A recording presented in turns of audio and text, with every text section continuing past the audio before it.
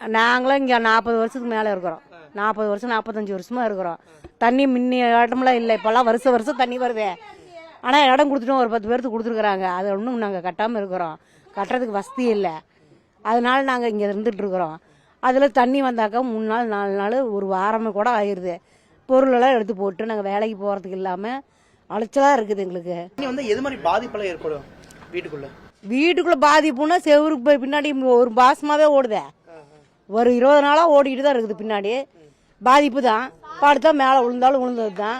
அப்புறம் என்ன பண்ண முடியும், இல்லாதவங்க இருந்து தான் ஆகும். இந்த பூச்சி வண்டு தேள் அது மாதிரி எல்லாமே வரும், எல்லாமே வரும். பூரா வரும், தேள் வரும். இப்போ ஒரு பாம்பு அடிச்சிருக்கிறாங்க, இன்னும் வரும்.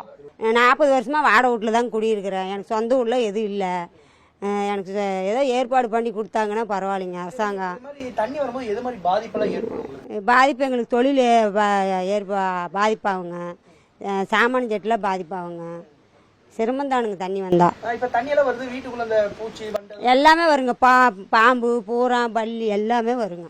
தண்ணினால வந்ததுன்னா நல்லா பெரிய பாம்பு, கட்டூரி, நாகப்பாம்பு, சாரப்பாம்பு ஒரு 6 அடி 8 அடி வருது. அதுலேயே போன நேரத்தில் வருதுன்னு பாம்பு செத்து ஆள் அவுட் ஆகிட்டாருங்க.